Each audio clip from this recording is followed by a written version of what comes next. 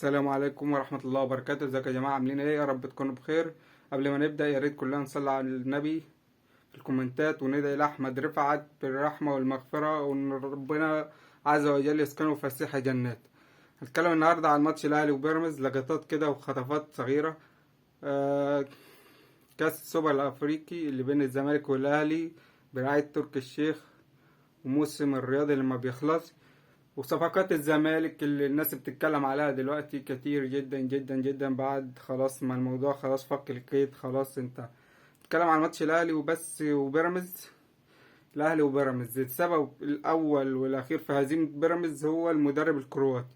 المدرب الكرواتي نازل حاطط ضغط جامد على نفسه وعلى لعيبته. لعيبه بيراميدز في اي ماتش بينها وبين الاهلي تكون مش محتاجه، يعني مش بطوله، ماتش بطوله بتفوز على الاهلي.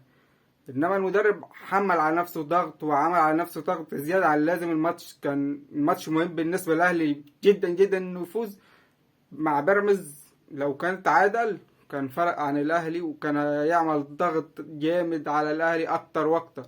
انما انت دخلت مضغوط عايز تفوز باي طريقه. قفشه مش عارف الماتش ده بنسبة 80% خلاص الأهلي اتقرب من الدوري بعد حسم الماتش ده. البركة في إدارة نادي الزمالك اللي عملت قرار سيء جدا ورجعت فيه بعد ما ريحت الاهلي اسبوع. فالاهلي كده بقى قريب من الدوري بنسبة 80%. تروح بقى لقفشة اللي ما بيجيبش جوان غير لما يكون الاهلي محتاج. الاهلي محتاج نهائي القرن والماتش مشيرو خلاص، الماتش راح في طريق الزمالك. الاهلي اجى قفشة من كرة ميتة كده جابها جوان. مع بيراميدز كرة ملها يعني مش هتدخل اي حارس شاب غير الشناوي، احمد الشناوي طبعا. والله اي حارس هيحط ايده جامد في الكرة هتطلع كرة خابطة في ايده ودخل. بس قفشه عشان كده انت فيك حاجة غلط يا قفشه، عشان كده ما بتاخدش احسن لاعب في المباراة. حاجة غريبة يعني. امام عاشور في نهائي الكاس كان لسه جاي من الزمالك، مع انه ما عملش حاجة وقفشه كان احسن واحد في الماتش، خد هو احسن لاعب في المباراة امام عاشور. في ماتش البيراميدز حسين شحات بينه وبين بيراميدز والشيبي مشاكل، حسين شحات خد احسن لاعب في الماتش. مش غريبة دي؟ يلا غريب. بس يلا خلينا نخش بقى على موسم الرياض وكاس السوبر اللي تركي الشيخ قال احنا مش هنستضيفه ومش عايزين. دلوقتي استضافوا وطلعوا عايزين. اهم حاجة مش مشكلة نلعب في الرياض واخواتنا برضو حبايبنا، اهم حاجة يبقى تركي الشيخ ملوش دعوة بالملعب بالفار بالحكام باي حاجة. شجع الاهلي البس التيشيرت الاحمر يا باشا وقعد في مدرجات التالتة شمال بتاعة الاهلي. انما مش له اي دعوه بحكام بفار باي حاجه. عايزين الفار اللي عندكم مش اللي عندنا. عايزين ناس يعني خلاص الاتحاد الافريقي هو المسؤول عن كل حاجه. وخلينا ترفيه مش ترفيه بقى، وحداكوا ترفيه واحنا حدانا مهرجان العالميين. احنا عايزين نخش نروح المهرجانات دي يا جماعه. واشمعنى احنا يعني؟ اشمعنى شوبير وسيف زاهر وايمن يونس والحاجات دي اللي بتروح المهرجانات دي؟ عايزين نروح المهرجانات دي مرة وهنطلع برضه نطبل لكم مش مشكلة. نخش بقى على صفقات الزمالك. الناس اللي اتكلموا كتير قلت لكم مليون مرة بن شرقي مش هيرجع الزمالك، والناس دلوقتي بتقول عايزين طارق حامد.